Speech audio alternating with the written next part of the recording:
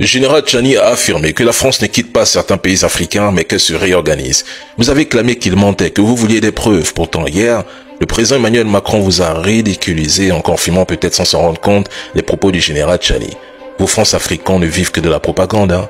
Ils ont annoncé même que seuls les pays de l'AES accueilleraient désormais des bases militaires étrangères et des troupes en Afrique. Mais voilà que le président Macron déclare clairement qu'ils ne partent pas, mais qui se contente plutôt de changer de position afin de se rendre invisible.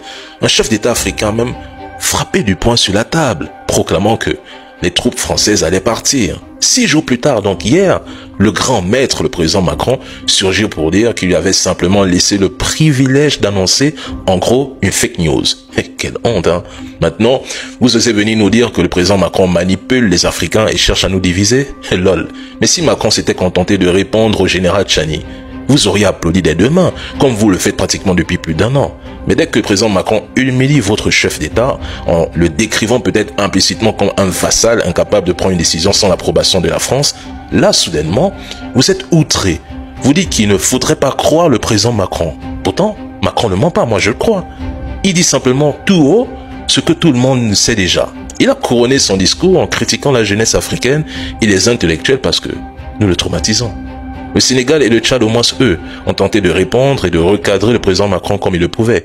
Mais il y a un chef d'État là, qui s'est senti obligé de nous expliquer, sans qu'on ne lui ait rien demandé, que les Français allaient partir alors qu'ils ne faisaient qu'exécuter les ordres de Paris. Quelle honte!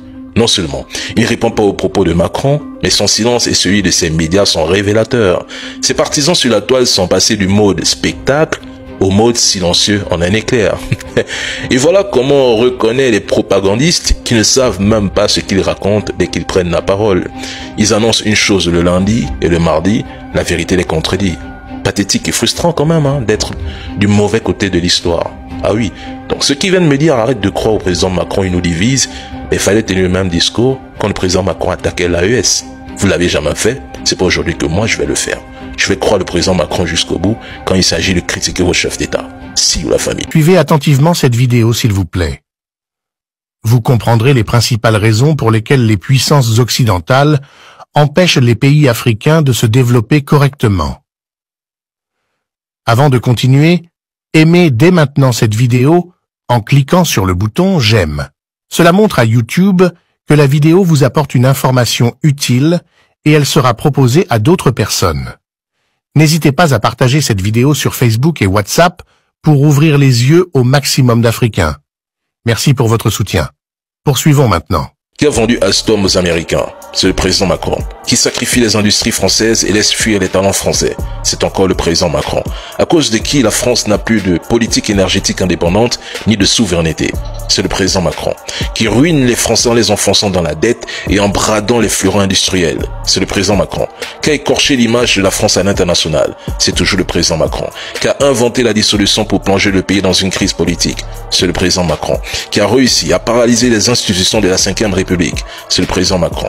Qui est à l'origine de la paupérisation de la société française? C'est le président Macron. Qui se plie devant Israël, trahit le Liban, insulte les Haïtiens et est méprisé par une majorité des dirigeants mondiaux? C'est le président Macron. Qui a fracturé la France, détruit l'économie, sué la culture et trahi le pays? C'est le président Macron. Qui est arrivé au pouvoir grâce à un pacte de corruption? C'est le président Macron. Qui a ruiné la France en seulement 7 ans de pouvoir ou de règne? C'est le président Macron. Qui a augmenté de 8% la contribution de la France au budget de l'Union européenne? C'est le président Macron.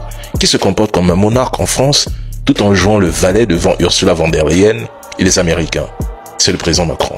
Et ce même monsieur qui semble avoir oublié que l'histoire, la grandeur et l'influence de la France n'auraient jamais existé sans l'Afrique, attend un merci des Africains tout en donnant des leçons et des ordres aux chefs d'État africains. Pourtant, il figure dans le top 3 mondial des dirigeants les plus détestés. Pendant que les Français se plaignent de lui, vous voyez des Africains qui l'applaudissent car ils craignent de perdre leurs papiers et leurs privilèges. Faut vous réveiller, bon sang les gars.